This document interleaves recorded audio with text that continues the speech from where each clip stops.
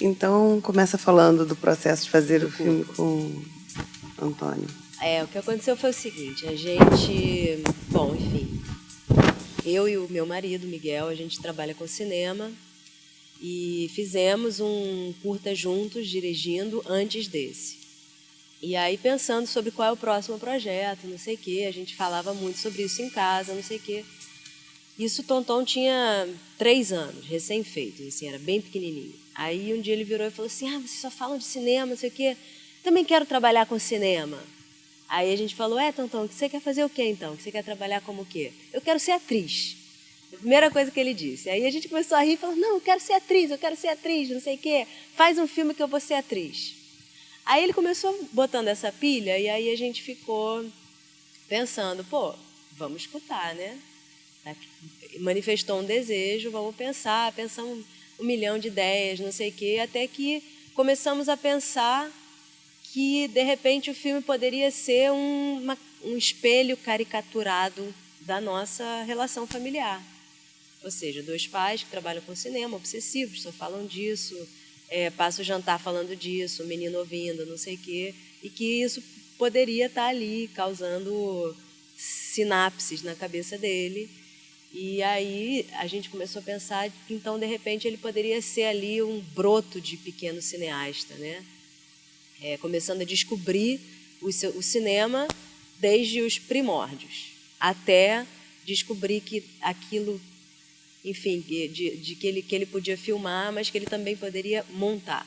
A primeira ideia foi essa, assim, né, de como é que a gente poderia fazer isso. Escrevemos um roteirinho muito bobo e simplório até para o edital da Rio Filme e entrou. Eu acho que entrou porque a gente botou na foto da capa a foto dele, assim, sinceramente. E aí eu acho que, enfim, realmente é muito bonito, muito fotogênico. E aí, quando a gente ganhou o edital, fomos ler o roteiro, pensamos, não, esse roteiro é horroroso, não dá para fazer isso. Quebramos cabeça, não sei o quê, até que a gente decidiu, então, em vez de tentar repensar um roteiro, vamos pensar uma forma de filmar isso.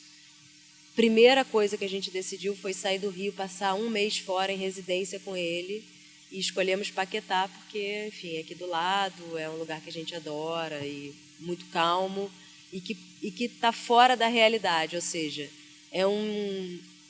não espaço, não tempo, né, dentro da nossa rotina. Então a gente foi para lá, alugamos uma casa, passamos 1 mês com ele lá, só nós 3. Nesse 1 mês, não, minto, passamos 20 dias só nós 3. Nesses 20 dias, a gente preparou o filme com ele. Em conversas, em ensaios, enfim, fomos pensando junto com ele uma escaleta de roteiro dentro das limitações dele também. Então, uma coisa que a gente percebeu, por exemplo, é que não dava para ele falar muito. Por isso o filme é muito silencioso. Dava para ele falar poucas coisas, assim, pontuais e tal. Durante os ensaios, a gente ficou perplexo como ele de cara entendia tudo. Ficamos até assustados, assim, pensando, realmente ele coisa da criança esponja, né? Ele realmente escuta a vida inteira a gente falando sobre isso. Era tudo muito natural. Ele pegava uma câmera Super 8 e sabia armar. Ele pegava uma moviolinha e sabia brincar com ela. Uma coisa muito esquisita. Aí falamos, bom, beleza, chamamos a equipe super pequena por conta disso, era um fotógrafo que era também maquinista e eletricista e assistente dele próprio, e era um técnico de som que também era tudo ele próprio, e uma pessoa de Paquetá que também trabalha com cinema, que mora lá, que ajudou a gente na produção, e só, éramos nós. Quando chegou a equipe, o jogo inverteu. Ele começou a perceber o poder que ele tinha ali, e começou a manipular geral, assim. Começou, tipo, a gente tudo armado, luz, não sei o quê, para fazer a cena. Não vou fazer, só vou fazer se me derem chocolate. Chocolate é uma coisa que a gente proíbe. Assim, só libera fim de semana e tal. Então, cada cena tinha que dar um chocolate. Enfim, Miguel e eu, nesse momento, fomos péssimos pais. Tudo pelo filme. Dava chocolate sempre que ele queria, e não sei o quê. Quando ele começou a perceber que o chocolate estava fácil, juro, não estou exagerando, começou a falar, só faço essa cena se o Ives, que era o técnico de som, se ajoelhar. Porque o Ives ficava com um boom em cima dele, então o Ives vai se ajoelhar e tem que botar o boom de baixo. Assim, começou nesse nível de manipulação. Até que agora só vou jantar se o fotógrafo me der comida comigo no colo. Assim, virou um ditador. A gente chamava ele de patrãozinho. E aí, enfim, foi isso. Foi duro. Tipo, tem cenas ali que duram, tipo a cena da janela, que aparentemente é uma cena mega simples. Ele tem que ficar parado, esperando. Foram 3 dias para fazer essa cena, porque ele não ficava parado, ele dava a ação, ele começava a brincar, pular, não sei o quê. E a gente queria um menino sério, um menino obsessivo, com uma coisa que ele tinha que fazer, né?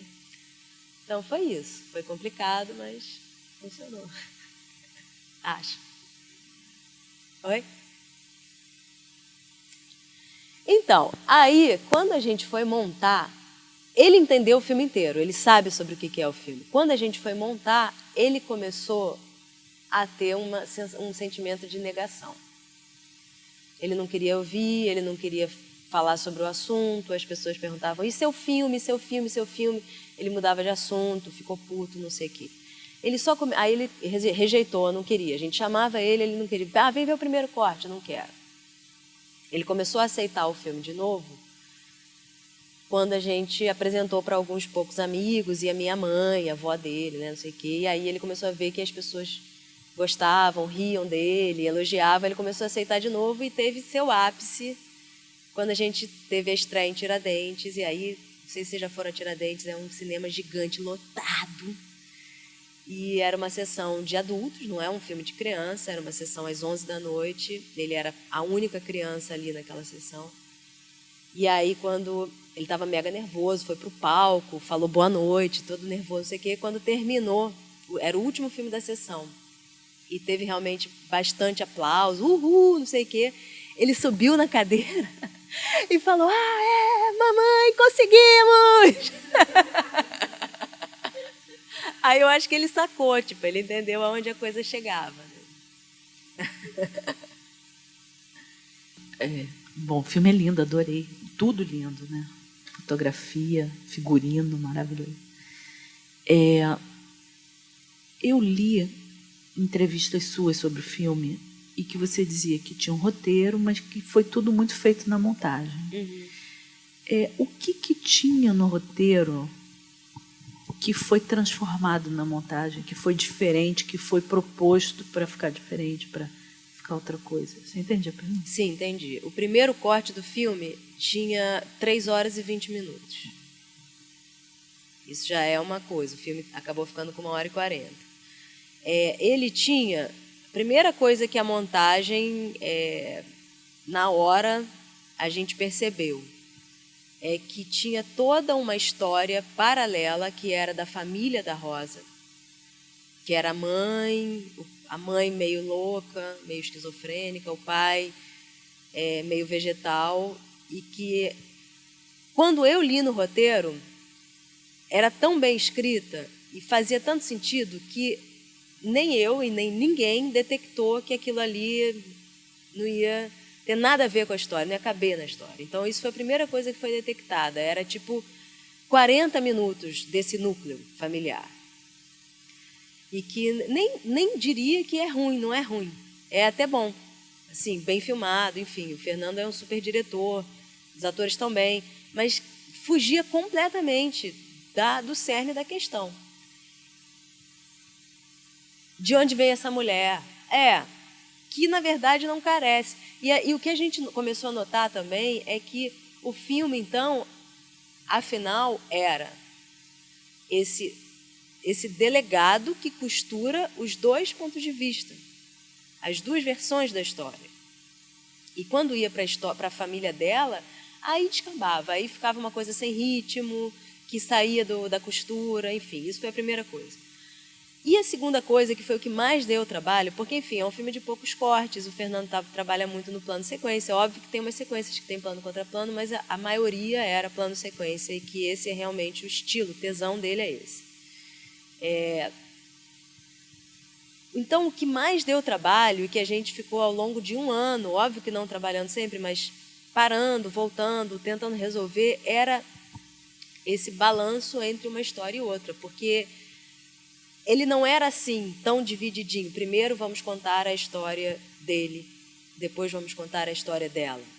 Ele era meio entrecortado, o que acabava não funcionando muito bem, porque a gente perdia a tensão da coisa, né? Perdia uma coisa de tipo, eu não sei explicar, eu sei que quando a gente fez esse teste de fazer, então, vamos contar primeiro a história dele, o ponto de vista dele, enfim, aquele momento que ele fala para o delegado, então tá bem, vou contar, foi assim, e depois o ponto de vista dela, ela fala, ok, vou contar. Tanto que na fala dela tem até uma coisa que foge disso que a gente não conseguiu resolver, que ela, quando começa a contar a história dela, ela diz, a menina tá bem, ela tá bem, ninguém fez mal a ela. É porque no desenrolar daquela coisa toda, esse ela tá bem se perdia. Dessa forma como ficou, é a única coisa que realmente eu sempre vejo e falo, pô, isso eu não consegui resolver. Não tinha como resolver, estava ali no meio da... Hã? Não, seria assim, ela começava a contar a história dela, dizendo isso. Só que daí ia para tanta coisa, ia para a vida dela, ia para que você esquecia desse comentário. Mas como agora está tão enxuto, do tipo, ela vai contra o ponto de vista dela e vai até o fim, até chegar o momento em que ela mata a menina e é pega, você vê que não, que ela, na verdade, quando foi contar para o delegado, ela foi contar até o fim, entendeu? Isso foi assim, foram essas duas operações de montagem diferentes do roteiro que a gente mudou bastante. Uma coisa de estrutura mesmo. Mas no roteiro já tinha desde o início isso de que o filme então teria esse ponto de vista dele e o ponto de vista dela. A forma como isso entrou é que a gente mudou. Porque o filme tem uma ida e volta de tempo, né? Isso. Isso estava no roteiro? Estava. Isso estava no roteiro. Isso estava. Ele começa num ponto, ele volta para trás, vai andando para frente, depois ele volta mais um pouco, depois ele anda de novo, depois ele chega no ponto que começou. Uhum. Isso estava. Estava. Quer dizer, rapidinho, não, agora me lembrei, tinha uma cena depois dessa, da última. Que ele filmou, inclusive, e que era uma cena forte pra caramba, boa, é a reação dos pais depois, do casal.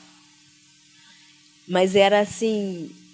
Tipo, sabe quando você sente que esticou a corda? Não dava mais. E depois dessa cara dela... Mas isso tinha também no primeiro corte, acabei de me lembrar. Mas com relação a essa estrutura, o filme ele começa e, de repente, entra um primeiro flashback e volta para a delegacia.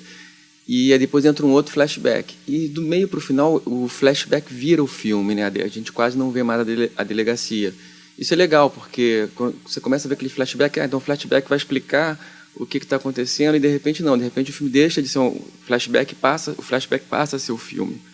Essa estrutura foi criada também? Vocês pensam, isso foi Primeiro pensado? flashback, você diz o quê? Na hora que ela está indo buscar a filha, que tem a coisa do orelhão e não sei o quê? Não. Porque a gente entra no esquema da delegacia, e aí tem uma primeira volta, e depois volta para a delegacia. Os flashbacks começam a ser são curtos no começo. Tem muita delegacia. E chega uma hora que a delegacia some, e a delegacia só volta lá, enfim... Não, então, é assim, tem um primeiro micro flashback, que não chega a ser um flashback, são umas pistas, que, enfim, isso não estava no roteiro, a gente criou, mas não é logo no início. Quando ela está indo para a delegacia, a Silvia mãe, está indo para a delegacia, e aí a gente vê trem, um orelhão, assim. Isso sim, foi uma coisa que a sim. gente inventou na montagem para prólogo. Só para dar um mistério. Que não tem a ver com a estrutura do filme. Depois, o que eu acho que você está chamando de flashback curto e flashback longo tem a versão dele, que é mais curta que a dela. Mas é isso, a estrutura é essa. Tem esse micro flashback prólogo, depois entra na delegacia, interrogatório, flashback dele, flashback dela. Que são desiguais. Isso, mas esse flashback da mentira, ele é uma falsa pista. Ele não aconteceu. Ele é ela criando, né? Não, então, essa mulher... Bom, isso é uma coisa, enfim, se você não entendeu, é porque então a montagem não foi bem sucedida. Não, pode ser porque eu sou meio burrinho, avisei, com antecedência. Você se lembra de um momento em que ela está num trem e ela vê essa mulher discutindo com um cara? Aquilo chamou a atenção dela por algum motivo, ela gravou a imagem daquela mulher. E ela gravou a imagem daquela mulher para criar o primeiro falso flashback, que é o que ela vira e diz, pega a menina para mim. Aquilo não existe. Aquilo é um falso flashback. O que quer dizer um falso flashback? Aquilo é ela criando uma coisa que poderia ter acontecido, mas não aconteceu. É um falso flashback para o espectador. Mas qual é o dado que eu tinha para entender que aquilo era falso? Você vai entender depois. É isso que eu estou te falando. Talvez a montagem não tenha sido bem sucedida nisso. A nossa ideia era que isso depois fosse entendido. A hora que ela telefona é verdadeiro.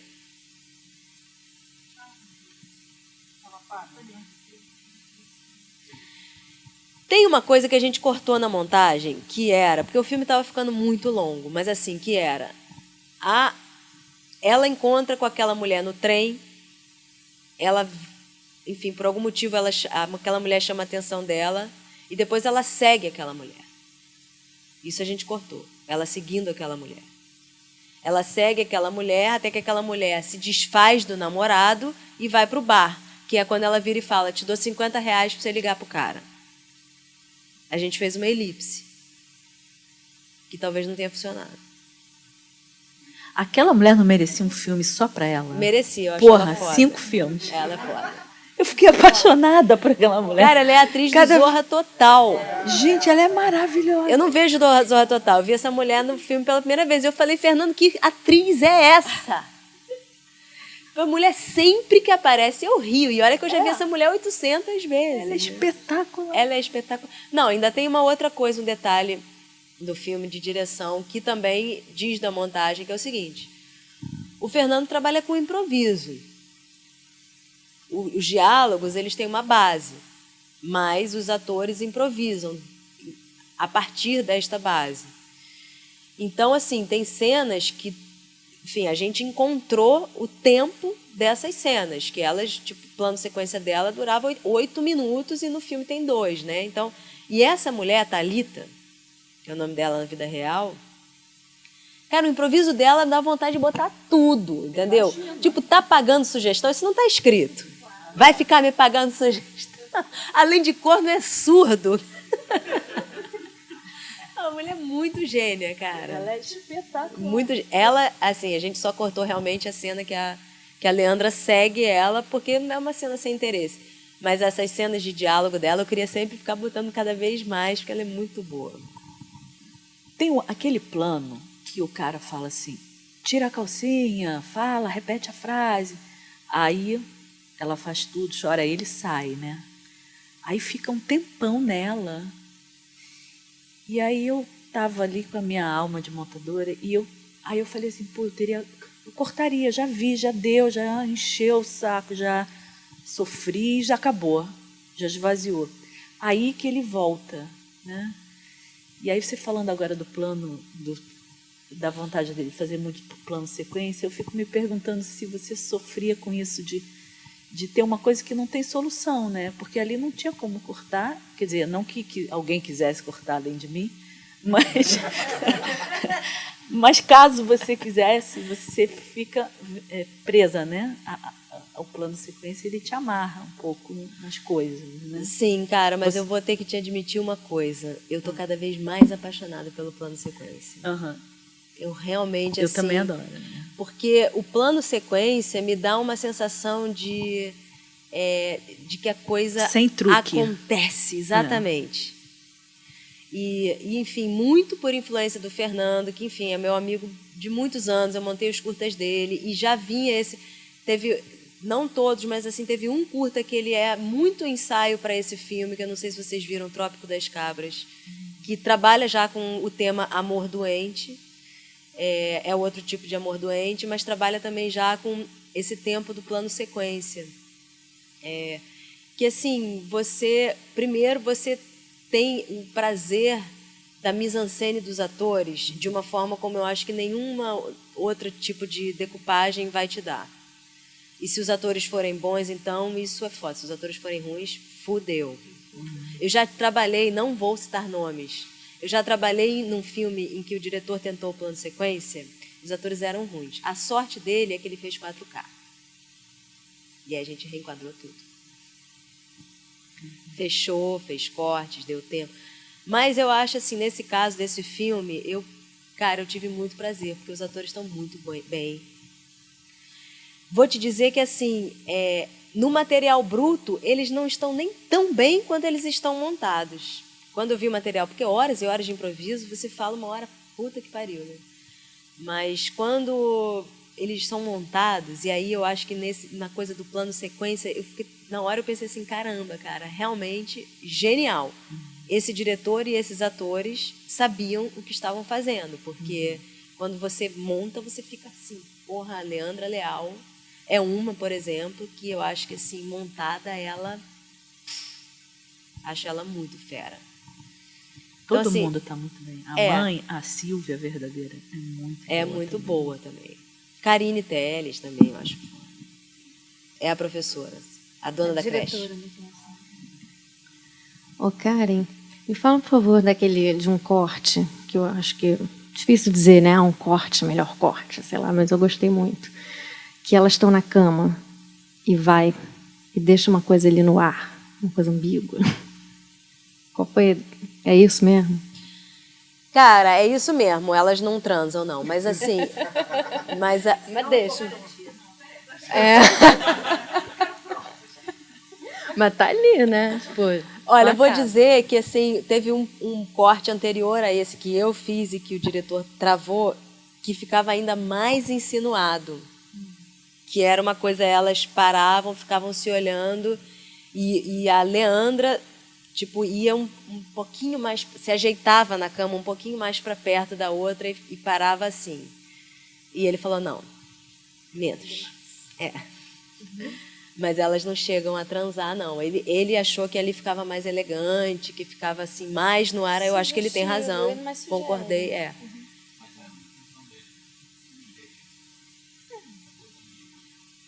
Era uma intenção deixar no ar. Se aconteceu ou não aconteceu, nenhum de nós sabemos, mas era uma intenção, sim, deixar no ar. Dá pra perceber que fica um pouquinho assim, né? Fica ali naquele... Poderia cortar antes, se não tivesse importante, mas fica um segundinho ali a mais. Pra quê aquele segundinho? Segundas intenções. Depois tem aquela conversa dela, aquela roda, né? Que, depois que você veio, não escolhia, tá tão diferente. Essa é cruel pra caramba, né? Só que aí, logo em seguida você percebe que não é por isso, é porque ela deu pro marido, mas no começo, é porque é logo depois da cena, né? Aquele suspense, e depois elas se encontram todas felizinhas, assim. Mas não rolou, né? Acho que ali também dá a pista que não ficou só na... na intenção, né? Não, essa cena pra mim é uma das mais cruéis. Essa pra mim é uma das mais cruéis.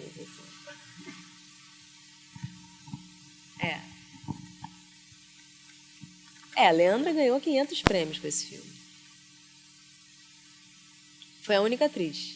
Os outros atores não ganharam. Eu acho até que merece, mas ela ganhou muitos. A edição de som foi bem naturalista, né? Mas no finalzinho, a edição de som ela dá fica mais interiorizada, né? A coisa fica... A edição de som na parte bem final mesmo do filme, ela muda um pouco, ela deixa de ser naturalista, ela começa a ser mais perturbada e tal. Isso já veio da montagem, já era uma intenção do roteiro, foi descoberto na montagem? Na montagem. Na verdade, na montagem a gente dá essa edição de som mais distorcida, assim, que a gente chamava, a partir do momento que ela mata. As cigarras começam porque já é um estado de surto. Eu não sei nem se isso é uma coisa também que foi um take que a gente escolheu, que ela não consegue nem fechar. Ela tenta fechar ali, depois que ela joga o álcool, fica uma ação no meio do caminho, assim, porque tem outros takes, ela jogava fora, um outro ela fechava. Esse que a gente encontrou, que ela ficava assim meio já no surto, do tipo, porra, ela acabou de matar uma criança, né?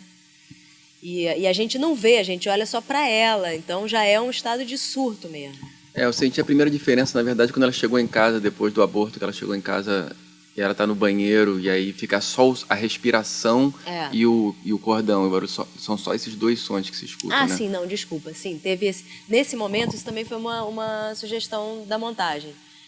A música, que é recorrente no filme, nesse momento eu botei ela ao contrário. E isso, na verdade, quando eu botei, eu falei... O Kutz, que eu não sei se vocês conhecem, vai me matar. É dele.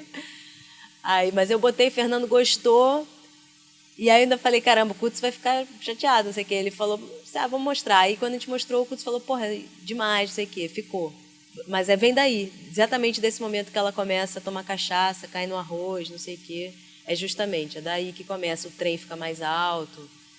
E a cena mesmo, né, dela matando, né? Que é rápida. Né? Como é que enfim, como é que é essa decisão, né?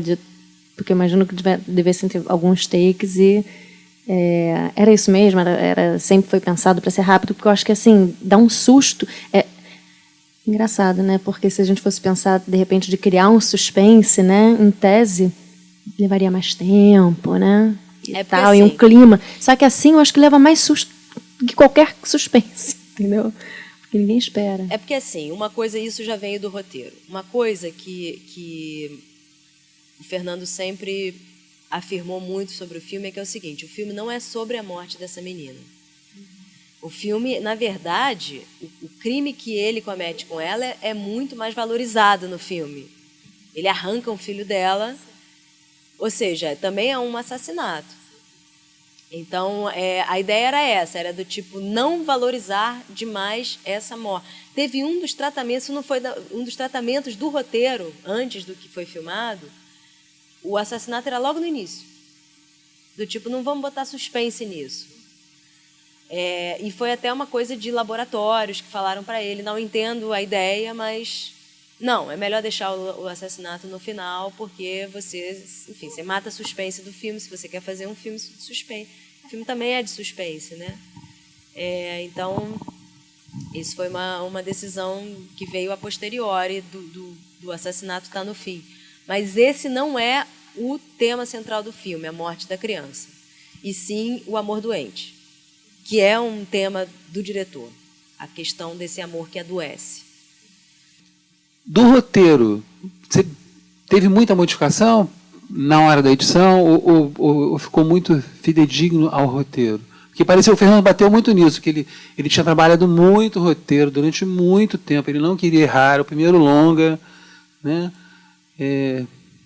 Nessa transformação, o filme acontece na montagem, né? Teve muita mudança na montagem ou conseguiu ser muito fiel ao roteiro? Não, eu acho assim, o Fernando realmente trabalhou esse filme muito, assim, muitos anos pensando no roteiro, depois uma preparação boa, de ensaio com atores, dessa coisa do improviso, de como é que eles iam lidar com essa coisa do improviso, ou seja, o improviso foi muito ensaiado, o improviso com o fotógrafo, tudo foi muito trabalhado nesse filme, e inclusive a montagem durou 1 ano. Não sei se você estava aqui com a pergunta da Jordana, que foi justamente essa. A montagem, ela, na verdade, coisas que a gente não percebeu no roteiro, que também não foi percebida na filmagem, como todo um núcleo familiar que foi cortado da Rosa, que era mais 50 minutos de filme montado, foi cortado porque não tinha a ver com o filme, e uma coisa da estrutura, da ordem das cenas. Isso sim a gente trabalhou muito até que... Enfim, foram projeções para várias pessoas, opiniões diferentes e... enfim, teve até uma projeção que foi para o Fernando Meirelles, que achou que o filme tinha que ser todo picotado. De pegar e tipo, botar uma cena aqui que continuasse lá. Ou seja, teve muita gente dando opinião, até que a gente chegou no resultado que a gente achou que era o que mantinha uma linha ali, uma tensão. Ou seja, a gente trabalhou em cima dessa tensão, através de algumas mudanças de estrutura, de ordem de cena. Eu vou começar uma pergunta, mas eu não sei exatamente onde ela vai parar. Ai, meu Deus. Não, é porque O filme começa com a tensão do desaparecimento da criança, né? Que é uma situação, você que é mãe de um menininho, sabe o tamanho disso, né? E isso, essa angústia, ela vai ficando mais distante. Em alguma versão do filme, esse momento da mãe desesperada com o sumiço da filha voltava mais ou não? Nessa cena final que a gente cortou, depois, última cena do filme, que vinha depois dessa última que está agora, que a gente cortou, eles tinham a notícia e ela tinha um surto desesperado, uma crise, começava a porrar o marido. Terminava assim, com ela porrando, batendo muito, berrando. E por que tiraram? Porque isso, a gente achou que esticava a corda. E a gente achou também isso, do tipo... O filme, ele tinha que escolher... O ponto de vista. Uma pessoa. Não sei, isso foi uma coisa que foi difícil para a gente decidir isso. Durante muito tempo teve essa cena final, que era uma cena impactante, que era uma cena... Eu sempre que via me arrepiava. Mas... Não sei, a gente começou a pensar muito nessa coisa ou seja, essa questão o amor adoece dentro dela. Ela, na verdade, é a grande vítima dessa história, a Rosa. Ela é a que foi enganada por ele. Ele é o grande filha da puta dessa história, mas também não dá para falar assim, porque somos todos seres humanos. Mas, assim, ela é assassina, ela é, enfim, a que vai se ferrar na vida, mas ela... é uma vítima. Então, a gente queria terminar nessa vítima, nesse olhar desesperado, nesse abandono dela, no final. Então, foi uma decisão difícil de ser tomada. E essa angústia da perda da menina, ele realmente voltava só nesse momento, porque os flashbacks eles acabam tomando o espaço, né? Então, mas é uma questão boa de ser levantada. Nunca ninguém falou sobre isso, por exemplo, mas sim, é uma questão boa. Eu, inclusive, agora falando de uma... nos momentos que ela aparece na delegacia, ela está sempre desesperada. Está sempre meio nervosa, meio sem saber e tal, né? E mais não disse. Só que aí depois vinha para a tal da cena. Não dava. Na minha opinião, acabou quando tinha que acabar. Não, isso foi a conclusão que a gente chegou. Mas, não, mas enfim. a cena você falou da mãe, você está falando? Que Essa... não dava para botar outra cena. Não dava para voltar ali. Voltava para onde? Depois dessa cena final como está agora, não dava para ir para esse desespero dos pais. Ah, eu tinha entendido que era antes. Não. Eu tinha entendido que você mas sabia. Mas é porque ali a gente está com ela. Entendi, claro. Inclusive, no momento em que... Isso também foi uma coisa que eu questionei durante um tempo. Depois eu acabei aceitando. No momento em que ela mata, vai para os rostos deles, onde eles estariam naquele momento. Eu questionei aquilo, eu achava que não tinha que ir. Mas, enfim, isso foi uma luta nossa. Claro que o diretor tem sempre a palavra final e eu até me acostumei com essa história. Mas é forte você ver a filha morta e ver... A simultaneidade da coisa é forte, eu concordo. Aí eu depois achei que tinha que ser um pouco mais longo, que eu achava que estava piscando e tal. Mas aí não, aí sai do clima da morte, do assassinato, do desespero da outra. Então, enfim, acabou ficando rápido, meio que uma piscada assim, do tipo, onde é que eles estão agora? Exato. Gente, obrigada. Queria falar uma coisa para quem não for para o bar, que até estava conversando com a Fernanda sobre isso. Algumas pessoas já sabem, quem não sabe, vamos fazer a mostra Cinema de Montagem no Rio de Janeiro, em São Paulo também. Estou muito com medo que seja na mesma época do Festival do Rio, porque vai ser em outubro. Então, a gente vai tentar fazer uma parceria com o Festival do Rio. Se for rolar, vai ser na Caixa. Vamos ter 2 masterclasses e uma mesa de debate com a EDT. As 2 masterclasses Nós vamos ainda anunciar em breve.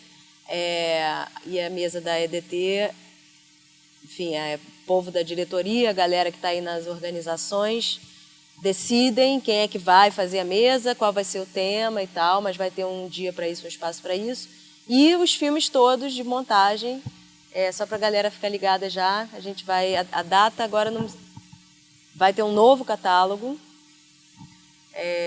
e que vai incluir os textos antigos que Jordana, inclusive, escreveu, o povo da EDT também escreveu antes. Vai ter agora novos textos e a data, agora não me lembro direito, mas eu acho que é de 6 a 18 de outubro. É uma coisa assim, é no início de outubro. Mais para frente eu vou dizer tudo direitinho.